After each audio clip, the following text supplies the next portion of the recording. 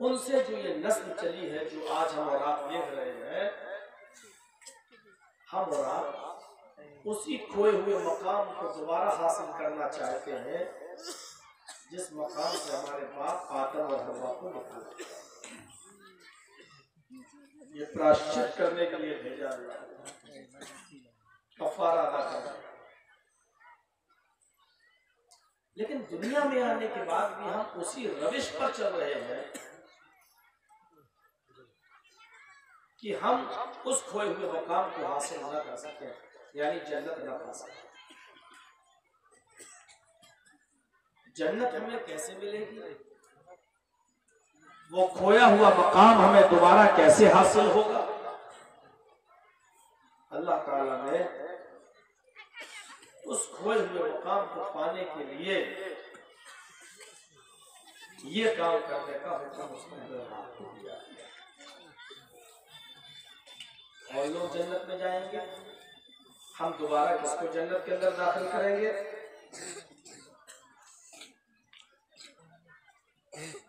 क़द अफ़लहल मोमिनून, वो मोमिन कामयाब हो गए। एक जहन में रखिएगा, अल्लाह ने मोमिनों को कामयाब कहा है। और कौन है मोमिन? ये काम जो अभी हम बताने वाले हैं, इन कामों को करता होगा वो मोमिन है। और जो इन कामों को नहीं करता है, वो चाहे कितना गोश्त खाए, चाहे कितना मछली खाए, वो गोश्त खोर तो हो सकता है, मछली खाने वाला मुसलमान तो हो सकता है, लेकिन मोमिन नहीं हो सकता। योगी और मोदी की लिस्ट में मुसलमान तो हो सकता है, वोट डालने में मोहम्मद असलम, मोहम्मद अकरम तो हो सकता है, लेकिन मोमिन नहीं हो सकता। इसको सुनो, क़द अफ़लहल मोमिनून, वो मोमिन कामयाब हो गए। अब किसको मोमिन कह रहा है? अल्लज़ीना हुम फ़ी सलातिहिम ख़ाशिऊन, जो अपनी नमाजों में खुशू और खुजू बरतते हैं।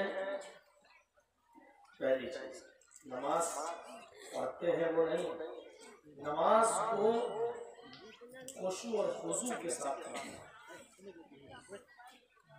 जाने तो नहीं, यही पेशाब कर लेगा आप लोग, बिठा लेंगे बाद में। बिहार आज तक जलसा सुनने का तरीका नहीं है। मैं कहीं बिहार के अलावा कहीं ऐसी जगह नहीं देखता हूँ जहाँ सलीके से सुना। 20 साल से स्टेज पर लोग रो रहा होगा, सब भागने मुकने वाले सब यही बैठ जाएंगे स्टेज पर, सब मोदी के पाप करेंगे। जो स्टेज पर बैठेगा वो अपने आप को स्टैंडर्ड समझता है। सबसे ज्यादा गुस्सा मुझे ये आता है कि स्टेज पर ऐसे लोगों को बिठा दिया जाता है कि जो स्टेज के अहल नहीं होते, लेकिन सुनता ही नहीं। खैनी खाने वाले, बीड़ी खाने वाले स्टेज पर भरे पड़े हैं, खाते जाएंगे बैठे ऐसे लोग।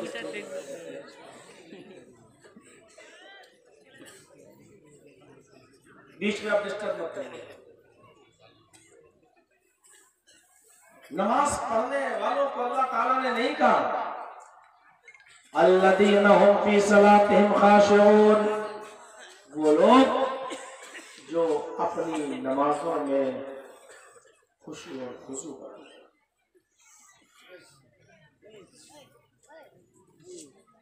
खुशू और खुशू के साथ नमाज पढ़ते हैं। पहला शब्द। अभी एक ही चीज बताऊंगा, वल्लज़ीना हुम अनिल लग़्वी मुअरिज़ून। दूसरा कौन सा शख्स मोमिन है? जो बेहुदा और लफ्ज़ बातों से दूर है। उसको मतलब नहीं कौन क्या कर रहा है, न वो उसकी ग़ीबत करता है, न चुगली करता है, न सुनता है। नमाज पढ़ी सीधे घर, नमाज पढ़ा सीधे अपने काम से, उसको दूसरों से कोई मतलब नहीं रहता। वल्लज़ीना हुम अनिल लग़्वी मुअरिज़ून, जो लग़्व बातों से, बेहुदा बातों से दूर रहते। वल्लज़ीना हुम लिज़्ज़काति फ़ाइलून, तीसरा कौन सा शख्स? जो अपने माल की ज़कात पूरी पूरी अदा करते हैं, एक पैसा भी नहीं रोकते। अगर उनके पास 1 लाख रुपया है तो उस पर 2500 रुपए की ज़कात बनती है, वो पूरी पूरी ज़कात देते हैं। जो अपने अल्लाह की तरफ से दिए हुए माल की पूरी तरीके से ज़कात अदा करते हैं वो। वल्लज़ीना हुम लिफ़ुरूजिहिम हाफ़िज़ून, और चौथा कौन है जो मोमिन है? जो अपने शर्मगाहों की हिफाजत करते हैं। ये मर्द और औरतें दोनों के बारे में कहा जा रहा है। जो अपनी शर्मगाहों की हिफाजत करते हैं,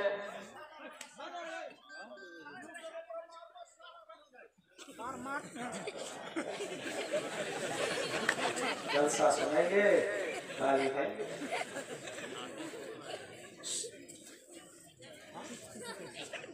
जो अपने शर्मगाहों की हिफाजत करेंगे, शर्मगाह की हिफाजत के 2 माने।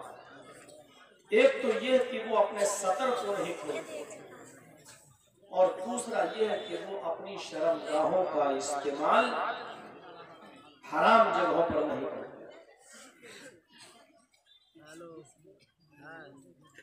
शादीशुदा मर्द अपनी बीवी के अलावा, शादीशुदा औरत अपने शौहर के अलावा किसी और जगह नहीं जाती। जो अपने शर्मगाहों की हिफाजत करते हैं, इल्ला अला अज़वाजिहिम औ मा मलकत अयमानुहुम फ़इन्नहुम गैरु मलूमीन। हाँ, अपनी बीवियों के पास जाने में और अपनी लौंडियों के पास जाने में कोई मलामत नहीं है। लेकिन बीवी और लौंडी को छोड़कर अरब के अंदर लड़कियां बेची जाती थी, खरीदी जाती थी। हम गरीब हैं, हमने अपनी लड़की बेच दी। आप गरीब हैं, आपने अपनी बेटी बेच दी। हमने खरीद ली। हमने जिसको पैसे देके खरीद लिया, अपनी लौंडी बना लिया, वो हमारी मिल्कियत में आ गई। अब उससे निकाह करने की जरूरत नहीं है, क्योंकि हमने उसको खरीदा है, वो हमारी मिल्कियत में है। हम उससे वो काम ले सकते हैं जो बीवी से लेते हैं, बगैर निकाह के ही। ये पहले चाहिए। इस्लाम में पहले भी जायज था और आज भी जायज है, लेकिन चूंकि ह्यूमन राइट्स जो कमेटियां बनी है और पूरी दुनिया की सतह पर जिसको पास किया गया कानून, वो ये है कि आप लड़के और लड़कियां ना बेचे जाएंगे ना खरीदे जाएंगे। इस कानून को पूरी दुनिया के ह्यूमन राइट में पास किया है। अब जब ये पास हो गया है तो लड़कों और लड़कियों का बेचना और उनको खरीदना भी अब जुर्म हो गया है। लिहाजा अब न लड़की बेची जाएगी और न लड़की खरीदी जाएगी। एक बात और सुनिए, वो लड़कियां जिनको खरीदा जाता था, वो उनसे हम बीवी वाला काम ले सकते थे। लेकिन आप ये कहें कि उसी की एक शक्ल है कि अगर हम 2 घंटे के लिए किसी लड़की को खरीद लें तो, 1 दिन के लिए खरीद लें तो, 2-4 दिन के लिए खरीद लें तो 10,000 रुपए, चल 2 दिन हमारे साथ रहना, मैंने खरीद लिया। अब ये हराम है, नहीं कर सकते आप ऐसा, उसका गुनाह अलग है। तो वही कुरान में वल्लज़ीना हुम लिफ़ुरूजिहिम हाफ़िज़ून, जो अपनी शर्मगाहों की हिफाजत करते हैं, मगर अपनी बीवियों के पास जाने में और अपनी लौंडियों के पास जाने में कोई मलामत नहीं, कोई गुनाह नहीं। फमन इत्तका वरा ज़ालिक,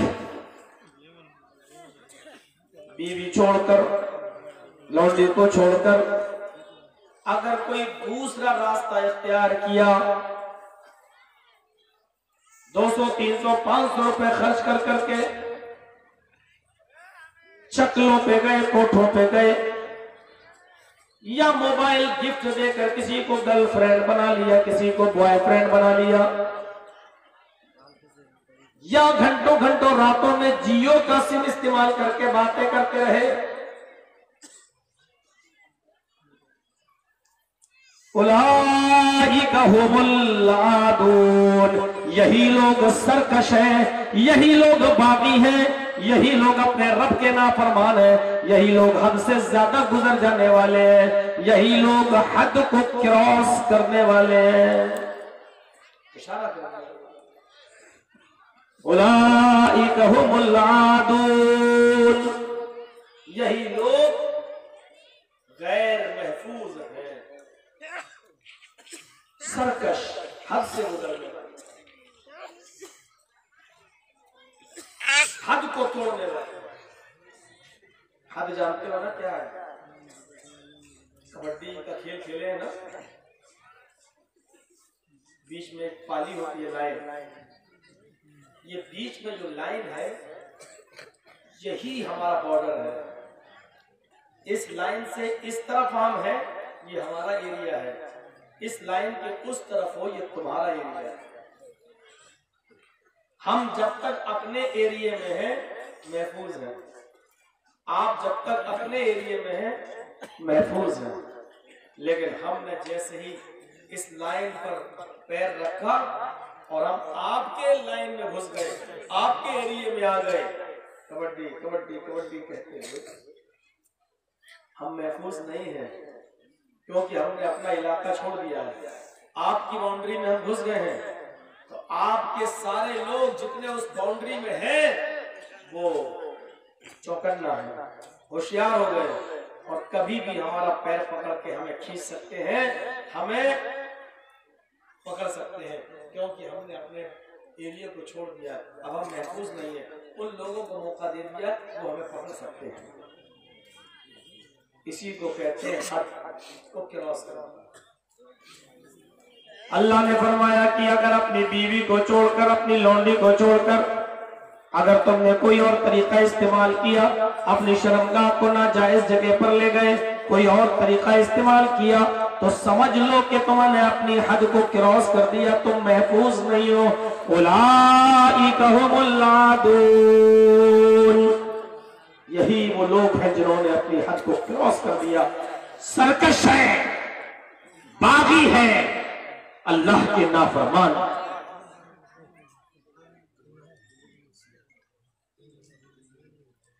इसके बाद कितने लोग हो गए? नमाज को खुशू और खुजू से पढ़ने वाले, बेहुदा और लफ्ज़ बातों से दूर रहने वाले, तीसरा ज़कात देने वाले, और चौथे अपनी शर्मगाहों की हिफाजत करने वाले, पांचों वल्लदीना हुम लिअमानातिहिम व अहदिहिम राऊन। 5 और 6 दो चीजें यहाँ पेश कर दी गई जो अमानतों का ख्याल रखते हैं। किसी की अमानत अपने पास रखते नहीं है, जिसकी जो अमानत है उसकी अदायगी कर देते हैं। ये नहीं आपने अपना पैसा अहदिहिम राऊन, और जो अपने अहद का, अपने वादे का पूरा पूरा ख्याल रखते हैं, वादा खिलाफी नहीं। वल्लदीना हुम अला सलातिहिम युहाफिजून, और नमाज की मुहाफिजत करते हैं। ज़ोहर पढ़ी, घर पहुंचे, खाना खाया, थोड़ी देर लेटे के असर की नमाज की फिक्र लगी हुई है, असर पढ़ के आए, मगरिब में दिमाग लगा हुआ है, मगरिब पढ़ के आए, नींद आ रही है, लेकिन सोएंगे नहीं जब तक ईशा न पढ़ लेंगे। ईशा पढ़ के आए हैं, रात में सो गए, बार बार आँख खुलती है, घड़ी देख रहे फजर हुई है नहीं, फिर लेटे, फिर आँख खुलती है बेचैनी से, फजर हुई या नहीं। फजर की इंतजार में रहते हैं, फजर की नमाज भी पढ़ रहे, जो अपनी नमाज की मुहाफिजत करते हैं। अल्लाह ने क्या कहा, इतने लोगों को बयान करने के बाद कहा, उलाइका हुमुल वारिसून, यही लोग वारिस हैं, यही लोग मालिक हैं। किसके मालिक हैं? अल्लज़ीना यरिसूनल फिरदौस, यही लोग जन्नतुल फिरदौस के मालिक हैं। हम फीहा खालिदून, वहां से कभी निकाले नहीं जाएंगे, हमेशा उसी जन्नत के अंदर रहेंगे। ये जन्नत हमें कब मिलेगी? बाबा आदम और हव्वा को जब अल्लाह ने निकाला और उनसे जो नस्ल फैलाई, इस नस्ल को ये जन्नत कब मिलेगी? जब हम इतने काम करें। इनमें से पहली चीज क्या है? जो अपनी नमाजों में खुशू और खुजू बनाए। अब खुशू और खुजू क्या होता है सुनो। आज हमारी नमाजें कैसी होती हैं? मस्जिद में गए, पूछा है जमात खड़ी है, हाँ, कितनी रकातें हो गई? अब 2 निकल गई। अच्छा 2 बची। हाँ। बैठे मेरे पर, जल्दी से वुजू बना। वुजू की कितनी जल्दी है? एकदम ऐसे बैठे ना, होता क्या है? अब सुनिए कुछ नई नई चीजें। वुजू भी बनाइए तो कैसे? नमाज निकल ली, उसकी परवाह मत करो। अब तो देर से आए ही हो, अगर जानबूझकर देर से आए हो तो उसका तो अजाब पड़ेगा ही, चाहे कितनी नमाज पढ़ लो। लेकिन अगर किसी मजबूरी की वजह से ताखीर हो गई तो कोई बात नहीं। अब वुजू करो। वुजू भी कैसे है? लोटे से पानी लीजिए या टोटी से लीजिए, तो एक हाथ से टोटी खोलिए, पानी लीजिए, टोटी बंद कीजिए। उसके बाद ये नहीं धो रहे हैं, टोटी से पानी गिर रहा है, 2 मुठ पानी से, 1 मुठ पानी से अल्लाह के रसूल अपना पूरा वुजू बना लिया करते थे। 1 मुठ जानते हो कितना था? 4 मुठ का 1 सा। 1 सा कितने का होता है? 2.5 किलो का 1 सा। 2.5 किलो के 4 हिस्से करिए, 2.5 का आधा सवा, सवा का आधा 600, 650, 650 ग्राम, आधे लीटर से कुछ ऊपर। इतने पानी से अल्लाह के रसूल वुजू बना लेते थे। यहाँ 2 बाल्टी चाहिए, ये वुजू हो रहा है। पानी लिया, हाँ, ये उंगलियों में खलाल, फिर दूसरी बार पानी लिया, ये 3 बार हाथ धोने के बाद फिर पानी लो। आधा पानी मुंह में, जो आपने चुल्लू में पानी लिया है, आधा मुंह में और आधा नाक में। शुरू में थोड़ा सा नहीं कर पाइएगा, आधा लोगे पूरा चला जाएगा, अंदाजा नहीं होगा, लेकिन 2-4 बार करोगे तो आइडिया हो जाएगा। आधा मुंह में, आधा नाक में। मौलाना क्या लेके बैठ गए, आज तक कोई मौलवी नहीं बताता, तो हमने ठेका लिया, कोई मौलवी नहीं बताता। आधा मुंह में और आधा नाक में। अब सुनिए, आधा जो मुंह में ले गए हो, फिर उसी दाहिने हाथ की उंगली से आप नाक मलिए, और जो आधा नाक में ले गए उसको चढ़ाइए खूब कस के, अंदर जाने दीजिए, लेकिन रोजे की हालत में नहीं, नाक में चढ़ाइए। अब नाक में चढ़ाने के बाद बाएं हाथ की इस उंगली को और इस अंगूठे को आप अपनी नाक में, अरे बैठ जाओ भाई, जहाँ जगह मिल रही है, पता नहीं क्या ड्रामे करते हैं कैसे। ये अब अगर कोई उठेगा तो ऐसी मिसाल दूंगा कि उसके बाप ने भी नहीं सुनी होगी, फिर आप मत कहिएगा कि मौलाना जो है कंट्रोल से बाहर हो रहा है। बुढ़ों को भी जवानी आ रही है। ये उंगली और ये अंगूठा नाक बना लीजिए और अंदर अंदर चलाइए, और चलाने के बाद अब आप क्या करेंगे, इस अंगूठे से दाएं बाएं अंगूठे से बाएं नाक के नथुने को दबाइए, झाड़िए नाक कस के। मैं जोर से नहीं झाड़ूंगा, पता चलेगा नहीं असली घी निकलेगा। पकड़िए और उल्टे हाथ की इस उंगली से ये पूरा वाकया पढ़िए आप। ज़ादुल मआद में अल्लामा इब्न क़य्यिम की किताब है, पढ़िए सीरत पर, बहुत जबरदस्त किताब है, पूरा वुज़ू का तरीका।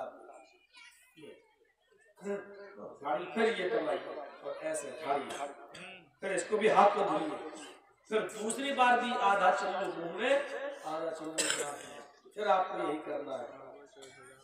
तो 2 रकातें भी निकल जाएंगे। वुज़ू बगैर वुज़ू के नमाज नहीं। अब हम बैठ गए, अब आपको जन्नत मिलेगी। अल्लज़ीना हुम फी सलातिहिम खाशिऊन, जो अपनी नमाजों में खुशू और खुजू बरतते हैं। अब नमाज पढ़ने गए तो खुशू और खुजू देखिए, हिलिए नहीं, बस ऐसे ही। यहाँ का हाल तो ये है, नमाज पढ़ते पढ़ते इमाम साहब ने कहा गैरिल मग़ज़ूबि अलैहिम वलद्दाल्लीन, यहाँ तक तो उस सवाल के रह सकता है, और जो उसने कह दिया अलिफ लाम मीम ज़ालिकल किताब, कितनी लंबी पढ़े रही तो अब हम दाएं बाएं हो जाएंगे।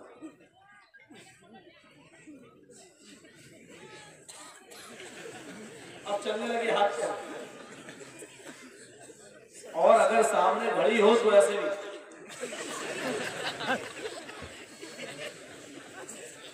सब।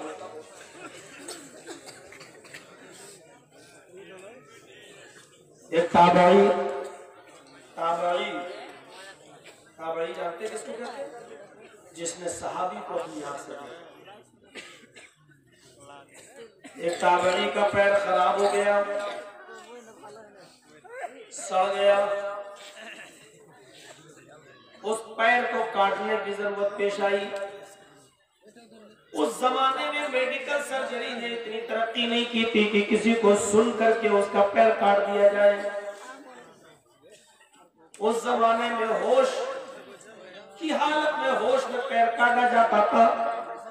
कोई भी ऑपरेशन होता था तो होश में होता था।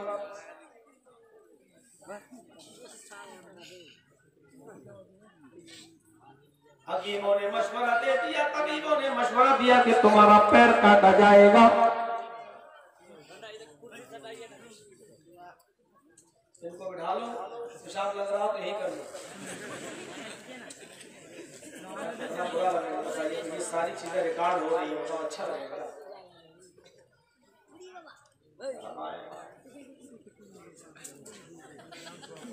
जाओ, आपकी बीवी बुला रही है, जल्दी जाओ। आप क्या करोगे?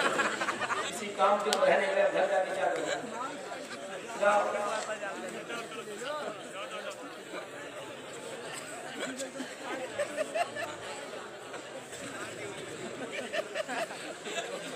इतना डिस्टर्ब मुझे कभी नहीं हुआ।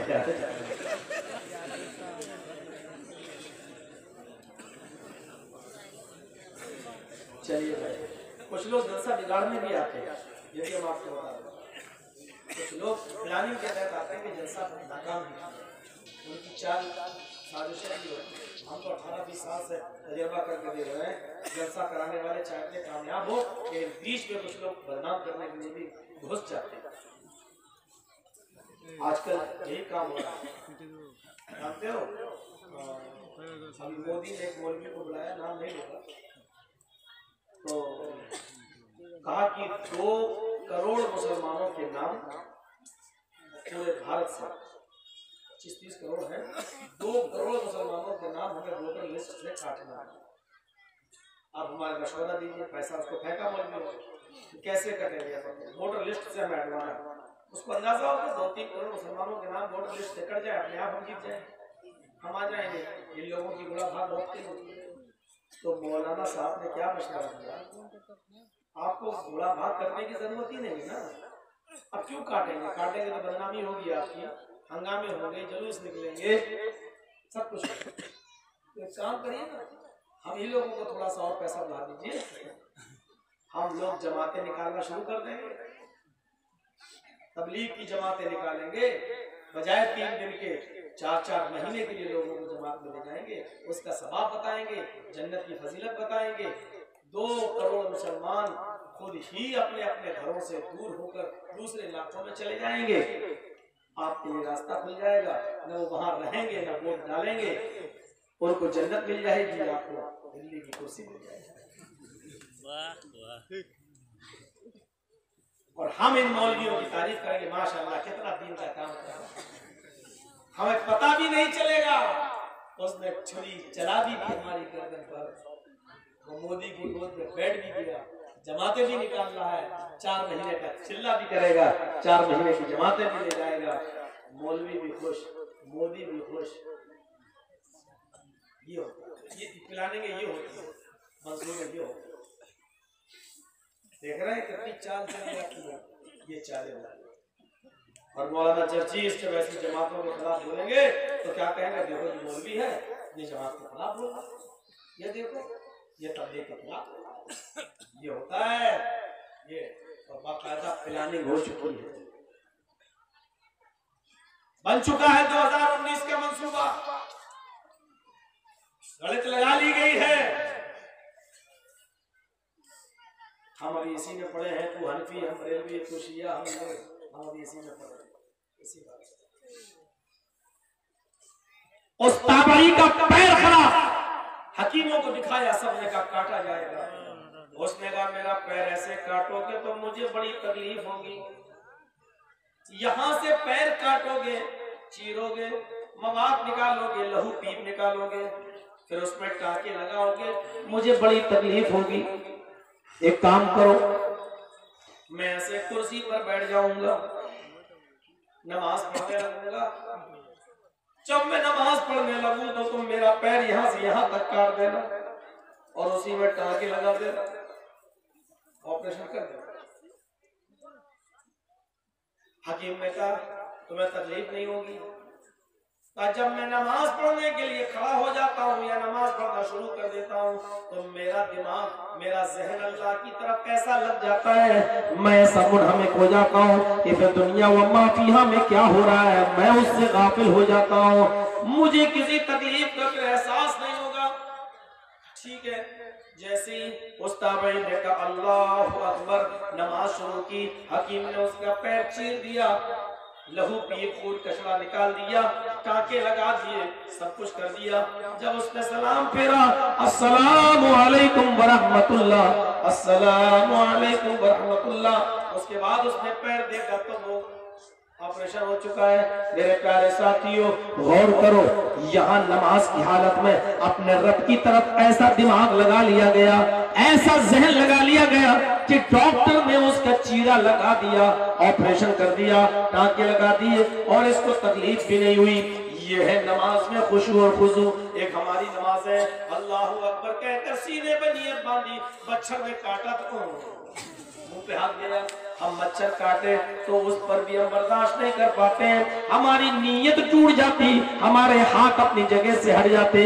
एक ये है नमाज कि पैर कट गया, ऑपरेशन हो गया और उसको तकलीफ का एहसास भी नहीं हुआ। अल्लज़ीना हुम फी सलातिहिम खाशिऊन, मोमिन वो है जो अपनी नमाजों के अंदर खुशू और खुजू बरतते हैं। ये कितनी बड़ी तादाद है, मेरी नजर जहां तक जा रही है मुझे आवाम दिख रही है, और शहर में शायद इतनी भीड़ मेरे पिछले साल में देखी हो जितनी इस साल अच्छी खासी है। लेकिन पक्के सच्चे मुसलमान हैं, अगर पक्का सच्चा मुसलमान देखना है तो सुबह फजर की अजान के बाद मस्जिद में जाएं और देखें, तब पता चलेगा कि मुसलमान कितने। ये सुनने जो आए थे ये कौन से मुसलमान थे, ये नमाज पढ़ने आए ये कौन से मुसलमान है। अफसोस तो ये है कि हमने इनको भी मुसलमान जान लिया है, फिर फर्क क्या रह गया? जो फजर में नमाज पढ़े वो भी मुसलमान, जो जुमे के दिन मस्जिद में आए और पूरे हफ्ते ना आए वो भी मुसलमान। जब दोनों ही मुसलमान हैं तो फिर हम पांचों टाइम की नमाज क्यों पढ़े? हम फजर में क्यों उठे? हम ठंडे पानी से वुजू क्यों बनाए? जब जुमे के दिन नमाज पढ़ने के बाद भी हम मुसलमान हैं, हमारा इस्लाम बाकी है। एक दिन मौलाना जब जी इसका जलसा सुन लो और भीड़ लगा दो, जब हम मुसलमान इसमें बाकी हैं तो फिर हम पांचों टाइम की नमाज क्यों पढ़े? मेरे भाइयों, ये तमाम सवालात का फिर हमारे पास क्या जवाब होगा? कहा क़द अफ़लहल मोमिनून, वो मोमिन कामयाब हो गए, वो मोमिन कामयाब हो गए जो अपनी नमाजों में खुशू और खुजू बरतते हैं। चलिए एक चीज बताऊंगा, नहीं तो सब तक नहीं पहुंच पाऊंगा। नमाज में खुश और खुशू, ऐसी नमाज चाहिए। दूसरी चीज वल्लज़ीना हुम अनिल लग़्वी मुअरिज़ून, जो बेहुदा और लग़्व बातों से दूर रहते हैं। कोई मतलब नहीं ये क्या कर रहा है, हमारे सामने बुराई हो रही है, फलां ने ऐसा करा, फलां ने ऐसा किया, हम उठ के चुपचाप चले, हम नहीं सुनेंगे, चाहे वो सही बात क्यों हो, हम नहीं सुनेंगे, हम नहीं करेंगे।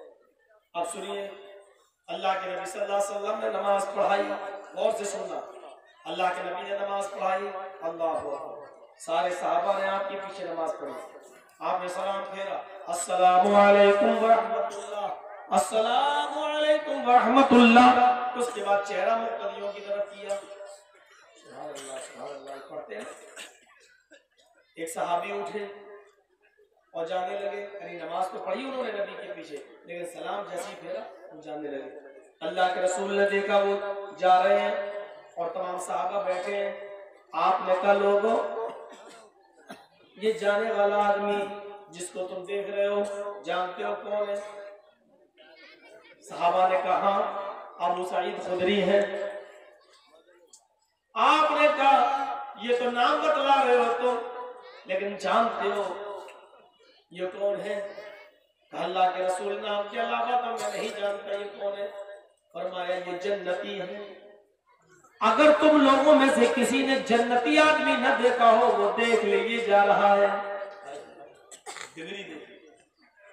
जिसने जन्नती आदमी न देखा हो वो देख ले कि ये जन्नती आदमी जा रहा है। सहाबा आपस में सोच रहे हैं ये जन्नती है, जितनी नमाजें हम पढ़ते हैं उतनी ये पढ़ते हैं, जितने अच्छे काम हम करते हैं उतने ये करते हैं, फिर ये जन्नती क्यों? दूसरे दिन फिर नमाज पढ़ने आए, सलाम फेरा, फिर जाने लगे। आपने कहा जिसने जन्नती न देखा हो देख ले जा रहा है। साहबा बड़े परेशान है, और कोई काम तो ऐसा है। तीसरे दिन वो फिर जा रहे हैं, आपने फरमाया जिसने जन्नती न देखा वो देख ले। एक साहबी उठे और कहने लगे कि मैं पता लगाऊं कि आखिर ये क्या करते हैं। अल्लाह के रसूल ने तीनों दिन इनको जन्नती कहा। सोचने लगे बज़ाहिर तो कोई अमल नहीं है, हमसे ज्यादा हो, जितना हम करते हैं उतना ये करते, हो सकता है घर में कोई खास काम करते हो।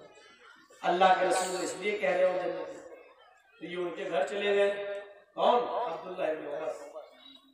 उनके घर गए और घर जाने के बाद उनसे कहने लगे मैं किसी काम से आया हूँ और 2-3 दिन तुम्हारे घर रुकना है, यानी मेहमान, क्या आप अपने घर रुकने की इजाजत देंगे? उन्होंने कहा मेहमान तो अल्लाह की खैर बरकत होती है, आप हमारे घर आए, जब तक आपका काम न हो आप रुकिए। 3 दिन क्या, जब तक आपका काम न हो जाए आप हमारे घर रहे। 3 दिन के बाद कहने लगे यार घर में भी कोई ऐसा काम नहीं करते जो हमसे ज्यादा हो, जितना हम अपने घर में करते उतना ये करते, हम भी तहज्जुद पढ़ते ये भी पढ़ते, कोई ऐसा काम तो मैंने देखा नहीं जो हमसे ज्यादा हो।